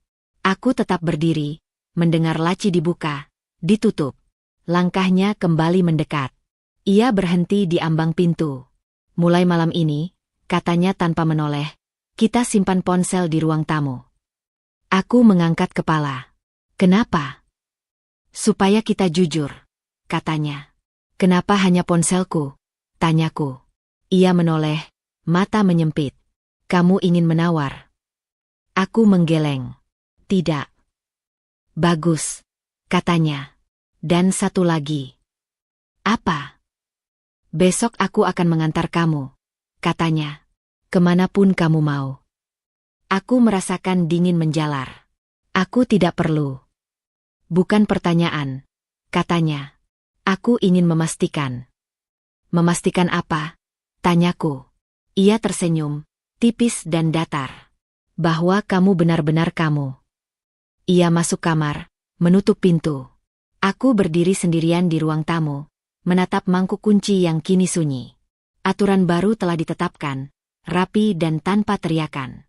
Aku tahu satu langkah salah saja, dan penyamaran ini akan runtuh di hadapannya. Aturan baru itu mengubah cara rumah bernapas. Ponsel di ruang tamu, layar menghadap ke bawah, menjadi penanda bahwa setiap detik kini terhitung. Aku menyesuaikan langkah, nada, bahkan jeda di antara kata-kata. Namun di balik penyesuaian itu, ada satu hal yang tidak kuubah, tujuan. Bagas pergi pagi-pagi, terlalu rapi untuk orang yang mengaku lelah. Aku menunggu sampai bunyi pintu benar-benar hilang, lalu berdiri tanpa tergesa. Tidak ada lari. Tidak ada gerakan yang bisa ditafsirkan sebagai panik. Aku menghitung napas, lalu memulai. Aku tahu waktu terbatas. Ia bisa kembali kapan saja, dan aturan baru bisa berubah tanpa peringatan. Aku menuju kamar, membuka laci yang sempat ia tutup dengan rapi. Di sudut belakang, ada map tipis. Aku tidak mengeluarkannya kemarin. Hari ini aku tahu alasannya. Map itu berisi kertas-kertas yang ia kira aman karena terlalu membosankan untuk dibaca orang lain. Aku mengeluarkan isinya satu persatu. Tanggal, jam, catatan singkat dengan hurufnya. Bukan milikku. Aku memotret setiap halaman dengan kamera kecil yang kusembunyikan di saku pakaian. Tanpa kilat, tanpa suara. Aku memotret urutan, bukan hanya halaman tertentu. Bukti harus berdiri sendiri. Di lemari, aku menemukan kotak kecil. Tidak terkunci. Di dalamnya, salinan kunci lama dan selembar kertas dengan angka-angka. Aku memotret. Aku tidak menggeser apapun. Aku mengembalikan posisi persis seperti semula. Aku ingatkan diriku, bukti yang baik tidak meninggalkan jejak. Aku ke ruang kerja kecil. Rak paling bawah berdebu, jarang disentuh. Di sana ada hard disk eksternal. Aku menahannya sebentar, mendengar denyut jantungku. Aku menyambungkannya ke laptop yang ia tinggalkan menyala. Kata sandi mudah, kebiasaan lama yang ia banggakan sebagai kepercayaan diri. Aku tidak membuka banyak folder. Aku mencari pola, tanggal yang sama, jam yang berulang. Aku menemukan rekaman suara. Potongan pendek, dinamai dengan angka. Aku memutar satu, volumenya rendah. Suaranya sendiri, tenang, mencatat. Aku memotret daftar file, bukan memindahkan apapun. Aku tahu mengambil terlalu banyak akan memakan waktu dan menimbulkan kecurigaan. Bukti final bukan soal kuantitas, ia soal kesinambungan. Waktu berjalan. Aku menutup laptop, mengembalikan kabel. Aku menyentuh permukaan meja, memastikan tidak ada sidik yang baru. Aku keluar dari ruang kerja, berhenti sejenak, mendengar rumah. Sunyi yang rapuh. Aku kembali ke dapur.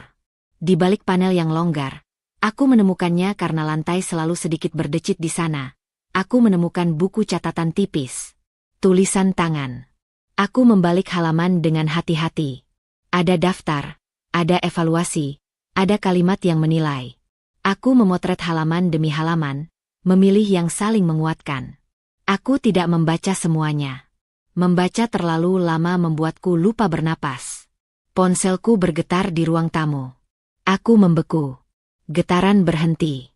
Aku menunggu 10 hitungan, lalu keluar. Layar menyala dengan pesan singkat dari Fanny. Aku tidak membalas. Aku hanya memotret notifikasi itu, waktu, tanggal, lalu meletakkan ponsel kembali seperti semula. Bukti waktu juga penting. Aku menyimpan kamera kecil di tempat aman. Aku mengecek jam. Masih ada celah, tapi tidak banyak. Aku mengembalikan map, kotak, buku catatan ke posisi awal. Aku menyapu pandang, memastikan simetri kembali. Rumah ini peka terhadap perubahan. Langkah di luar membuat dadaku mengeras. Aku berdiri di tempat yang tepat saat pintu dibuka. Bagas masuk, menaruh tas. "Kamu di mana?" tanyanya. "Dapur," jawabku. Ia mengangguk, mencium udara. "Kamu memasak?" "Belum," kataku. Ia menatap sekeliling, lalu duduk. "Aku pulang lebih cepat besok." Aku mengangguk. "Baik." Ia mengambil ponsel di meja, mengecek layar. "Ada pesan?" "Tidak," kataku. Ia menatapku lama, lalu tersenyum tipis. "Kita akan lebih sering bersama." Aku menahan diri agar tidak menjawab terlalu cepat. "Kalau itu yang kamu mau." Ia berdiri, berjalan ke kamar. Aku mendengar laci dibuka, ditutup. Tidak ada komentar. Tidak ada teriakan. Itu lebih berbahaya. Malam datang dengan lambat. Aku menunggu sampai napasnya teratur dari kamar. Aku duduk di ruang tamu, ponsel di tanganku. Aku mengirim satu pesan pendek ke Fanny, tanpa penjelasan. Besok. Siap. Balasan datang cepat. Aku siap. Aku membuka folder tersembunyi, meninjau foto-foto itu satu kali. Cukup. Aku menyalinnya ke tempat cadangan. Aku menulis daftar singkat. Apa yang ada, di mana, kapan. Tanpa emosi. Tanpa kata sifat. Fakta berdiri sendiri. Aku mematikan layar, duduk dalam gelap. Waktu melawan keselamatan. Tapi malam ini aku memilih ketepatan. Aku tahu langkah berikutnya berisiko. Aku tahu rumah ini akan bereaksi. Namun untuk pertama kalinya, aku tidak menunggu izin. Aku menarik napas, panjang dan stabil. Bukti telah lengkap. Aku siap melapor. Udara di luar terasa lebih dingin dari yang kuduga. Bagas berjalan di depanku, langkahnya cepat dan lurus, seolah jalur yang ia pilih sudah ditentukan jauh sebelum kami keluar dari rumah. Aku mengikutinya setengah langkah di belakang, menjaga jarak yang aman, cukup dekat untuk tidak dicurigai, cukup jauh untuk bernapas. Kita kesini sebentar, katanya tanpa menoleh. Kemana? Tanyaku. Ia berhenti mendadak. Aku hampir menabraknya. Kamu selalu bertanya, katanya pelan. Padahal aku sudah bilang. Kamu belum bilang, jawabku. Ia menoleh. Senyum tipis muncul, tapi tidak sampai ke mata. Kamu lupa. Kami melanjutkan berjalan. Ruang terbuka ini tidak ramai, tapi juga tidak sepi. Bangku-bangku tersusun rapi, lampu berdiri berjajar. Tidak ada dinding untuk menahan suara, tidak ada pintu untuk ditutup. Aku merasakan ketegangan merambat ke bahu. Kamu gugup, katanya. Tidak, kataku. Kamu menelan ludah, katanya. Itu tandanya. Aku tidak menjawab. Aku memusatkan perhatian pada langkahku sendiri. Ia duduk di bangku paling ujung, mengisyaratkan aku untuk duduk di sampingnya. Aku duduk, menjaga jarak sejengkal. Ia menatap lurus ke depan. Aku tidak suka dikhianati, katanya. Aku menoleh. Aku tidak mengkhianati. Kamu menyembunyikan sesuatu, katanya. Itu sama saja. Apa yang kamu kira ku sembunyikan? Tanyaku. Ia tertawa pendek. Kamu pintar pura-pura. Aku menarik napas. Kalau kamu ingin bicara, bicaralah. Ia menoleh cepat. Nada itu. Nada apa? Nada menantang, katanya. Kamu berubah. Kamu yang berubah, kataku. Itu kesalahan kecil. Aku tahu begitu kata itu keluar. Wajahnya mengeras. Aku konsisten, katanya. Kamu yang tidak. Ia berdiri terlalu dekat. Aku ikut berdiri, menjaga jarak yang sama. Orang-orang lewat di kejauhan, tidak memperhatikan. Ruang terbuka ini membuat segalanya lebih terang. Tidak ada sudut untuk bersembunyi. Kamu menghubungi kakakmu, katanya. Aku tidak, kataku. Bohong, katanya, lebih keras. Beberapa kepala menoleh, lalu kembali ke urusan masing-masing.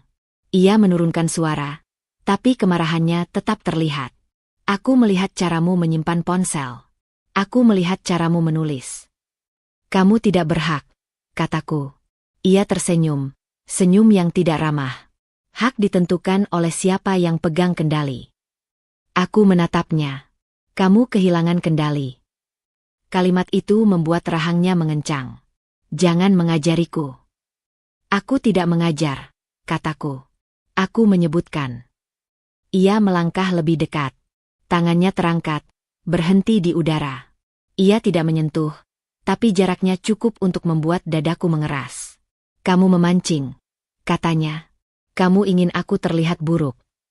Aku ingin jujur, kataku. Kejujuran versimu merusak, katanya. Kamu selalu seperti ini. Tidak, kataku. Aku hanya tidak diam lagi. Itu yang menjatuhkan topengnya.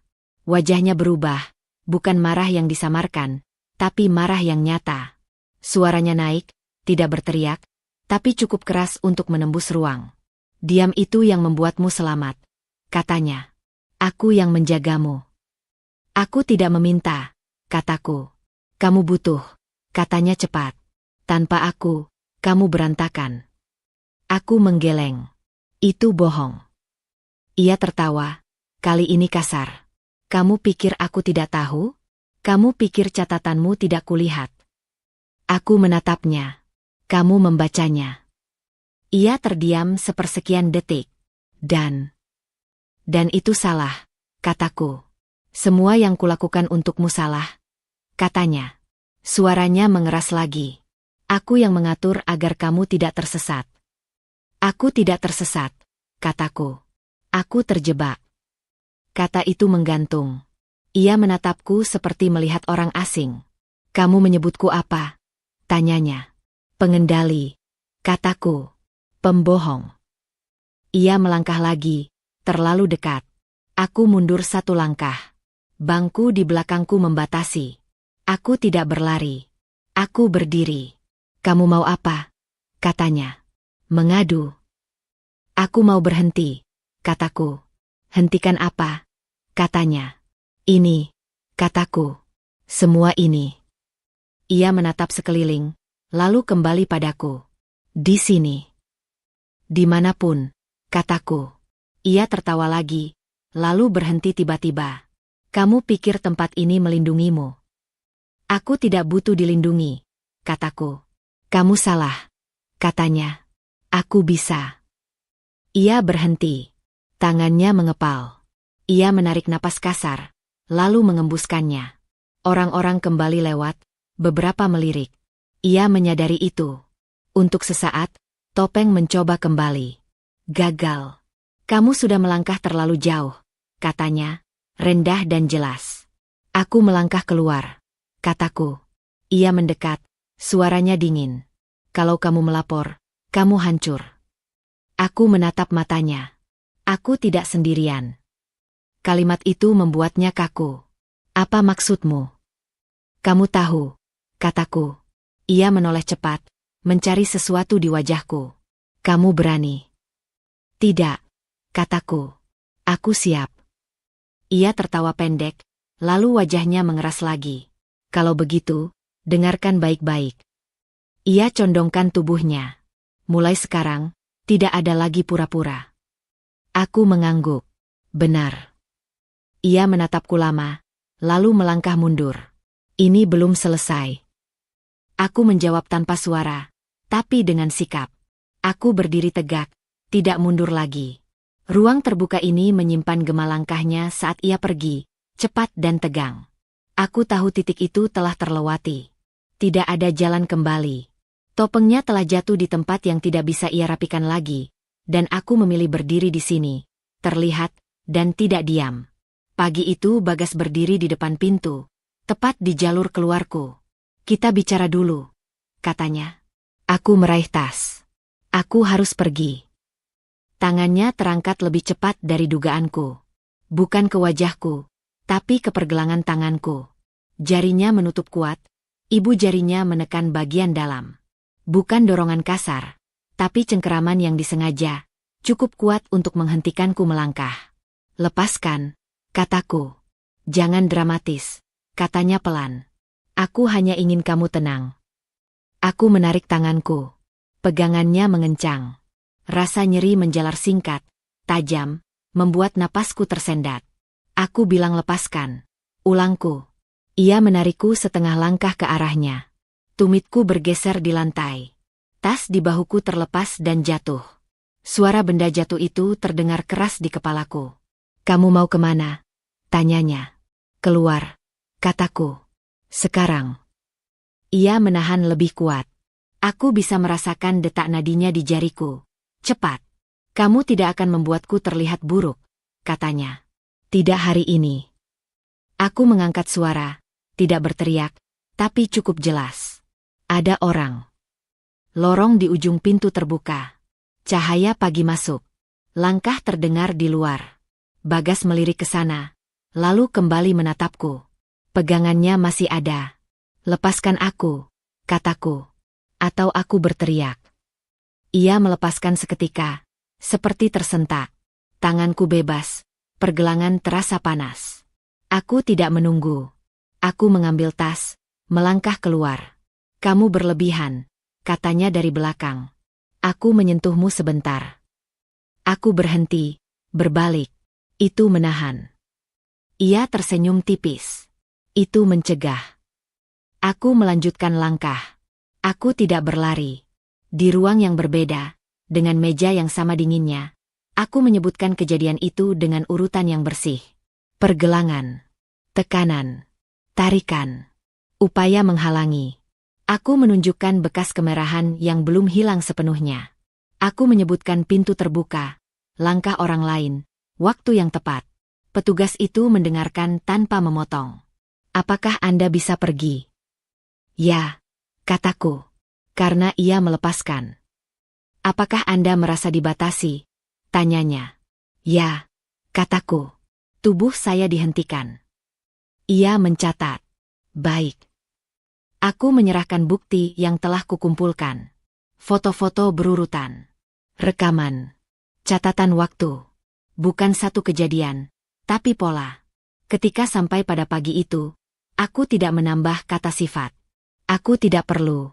Di ruangan lain, Bagas menjelaskan versinya. Saya memegangnya agar tidak panik, katanya. Tidak ada niat. Pertanyaan datang. Apakah Anda menahan pergelangan? Ia ragu sepersekian detik. Ya. Sebentar. Apakah ia meminta dilepas? Tanya petugas. Dia sensitif, katanya. Apakah Anda melepaskan setelah ia meminta? Tanya petugas itu. Ia menghela napas. Setelah situasi terkendali. Petugas itu tidak berdebat. Ia meletakkan rekaman suara di meja. Lalu foto catatan. Lalu urutan jam. Lalu pernyataan saksi tentang pintu terbuka dan gerakan mendadak. Ini bukan satu peristiwa, kata petugas itu. Ini rangkaian. Bagas mencoba tersenyum. Kalian membesar-besarkan. Ketika pemberitahuan dibacakan, wajahnya berubah. Ia berdiri, refleks. Dua petugas bergerak mendekat. Ia menahan diri untuk tidak melawan. Ini salah paham, katanya. Aku suaminya. Justru itu, jawab petugas. Borgol terpasang. Bunyi kliknya pendek. Tidak dramatis. Tidak bisa ditarik kembali. Aku duduk di ruang tunggu, menekan ibu jari ke pergelangan yang masih terasa hangat.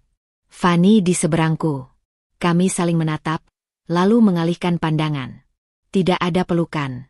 Tidak ada tangis besar. Hanya napas yang kembali ke ritmenya. Ketika petugas memberitahu bahwa proses berjalan, aku mengangguk. Aku berdiri, melangkah keluar. Udara siang menyentuh wajahku. Tidak ada tangan yang menahan. Tidak ada pintu yang menghalangi. Keheningan datang setelah badai, bukan sebagai kekosongan yang menakutkan, melainkan sebagai ruang yang akhirnya aman untuk diisi ulang. Pagi tidak langsung ramah setelah semuanya berhenti. Tubuhku aman. Itu benar. Aku bisa mengunci pintu tanpa merasa bersalah. Aku bisa mematikan lampu tanpa dihitung. Namun jiwaku tertinggal beberapa langkah di belakang. Seperti seseorang yang belum percaya bahwa tanah di depannya benar-benar padat. Aku duduk di tepi ranjang, memeriksa napas. Tarik. Tahan. Lepas. Terapis menyebutnya sederhana. Bagiku, ini kerja keras. Setiap tarikan mengundang ingatan kecil. Bunyi lantai, nada suara, yang datang tanpa izin. Aku belajar membiarkannya lewat, tidak menantangnya, tidak mengusirnya. Biarkan, kata mereka. Ia akan pergi sendiri. Vina mengetuk pintu, 2 ketukan ringan. Aku menyebutkan namanya sebelum ia masuk. Itu kesepakatan kami. Tidak ada kejutan. Aku buatkan sarapan, katanya. Aku belum lapar, jawabku. Tidak apa-apa, katanya. Aku taruh di meja. Ia tidak memaksa. Itu hal kecil, tapi terasa besar. Aku bangkit beberapa menit kemudian, berjalan ke meja, duduk. Aku makan perlahan, mengunyah dengan sadar.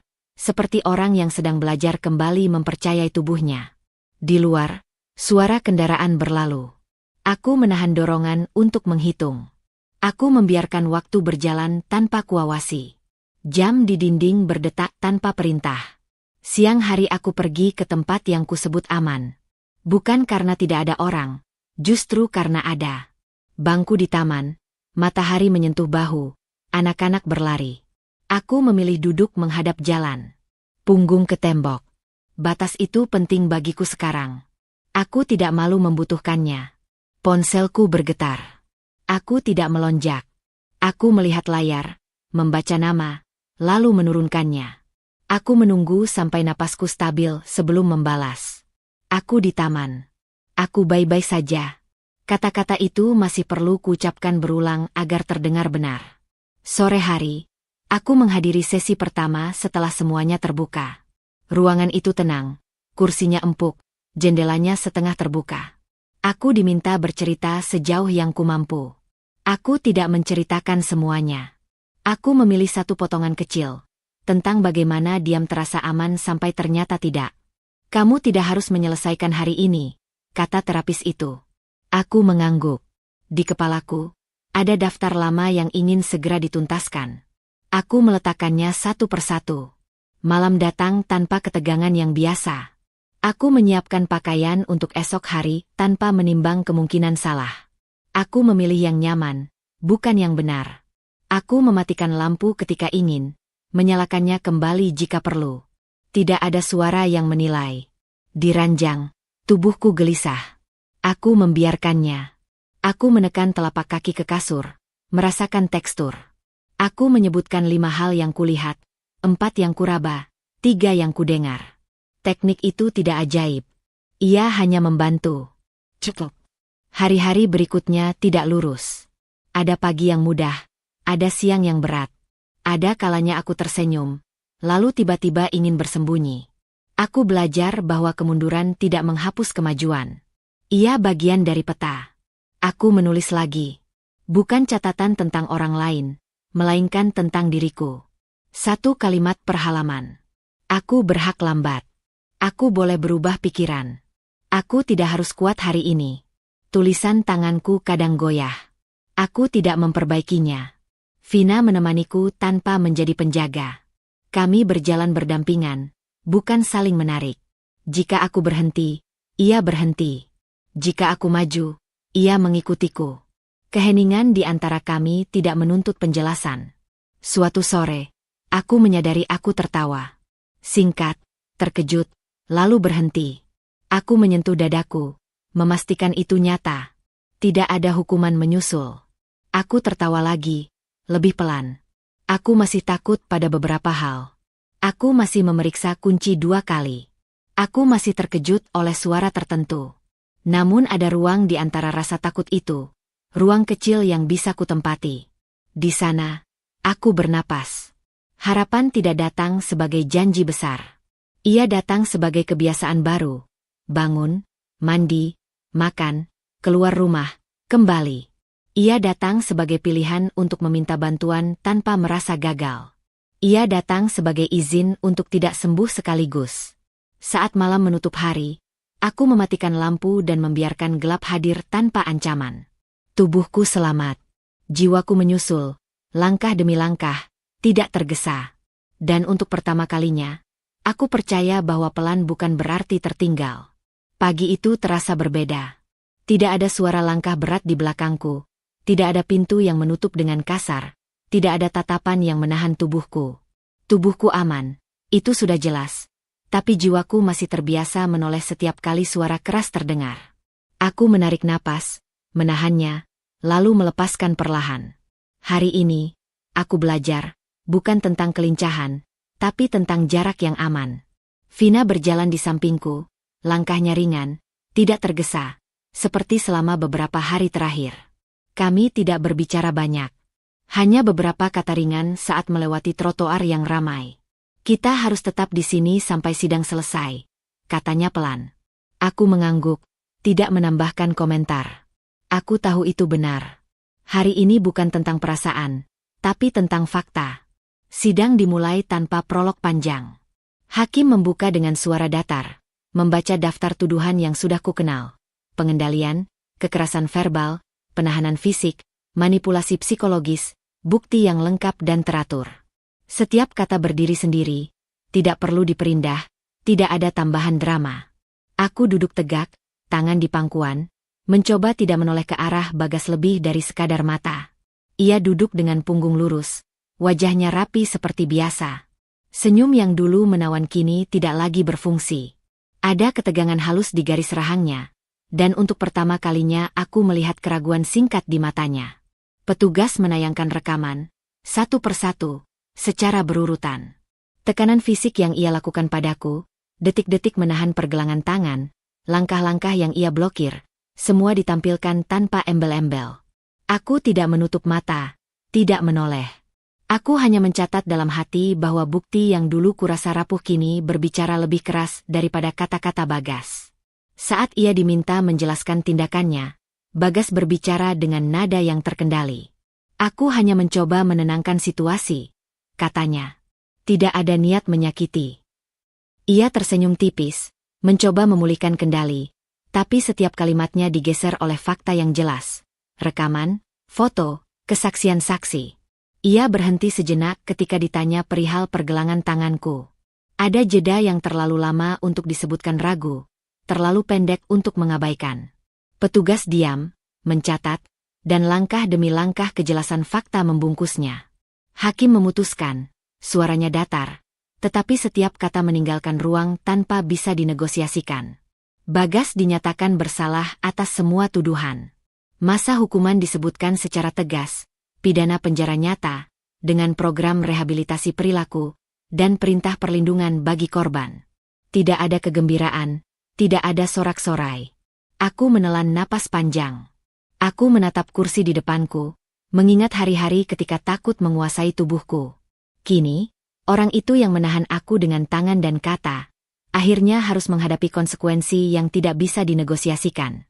Bagas berdiri saat borgol dipasang. Suara klik terdengar pendek, mekanis. Ia menahan diri untuk tidak membuat adegan. Aku melihatnya tanpa perasaan balas dendam. Tidak ada kemenangan manis di wajahku. Hanya pengakuan bahwa hukum bergerak, dan ini bukan tentang kebanggaan pribadi, tapi tentang keadilan yang dingin dan pasti. Vina mengulurkan tangannya, tapi aku tidak menggenggam. Kami hanya berjalan keluar bersama. Langkah kami seirama, tidak saling menuntut. Udara sore menyentuh wajahku, hangat tapi tidak mengancam. Aku menoleh sekali ke belakang. Bagas dibawa menjauh, langkahnya dibatasi, senyum dan rapinya runtuh, tidak ada yang bisa mengubah fakta.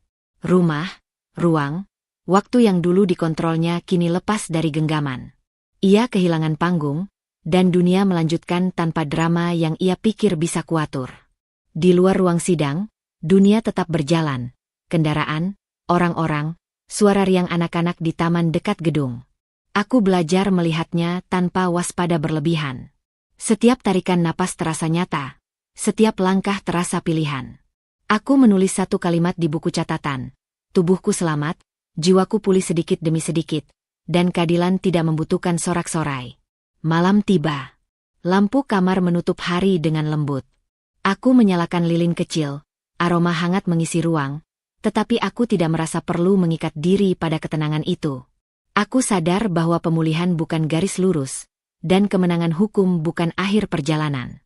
Namun hari ini, untuk pertama kalinya, aku merasakan jarak antara trauma dan keberanian. Aku menatap langit-langit, menutup mata, dan membiarkan gelap hadir tanpa ancaman. Tubuhku aman, jiwaku menyusul, perlahan, nyata, dan tanpa tergesa. Aku menoleh ke Vina yang duduk di sampingku, tersenyum ringan. Ia tidak berbicara. Aku tidak perlu berbicara. Hari ini cukup. Hukum telah bergerak, dan aku, sedikit demi sedikit, bisa bernapas lagi. Pelan, tapi pasti.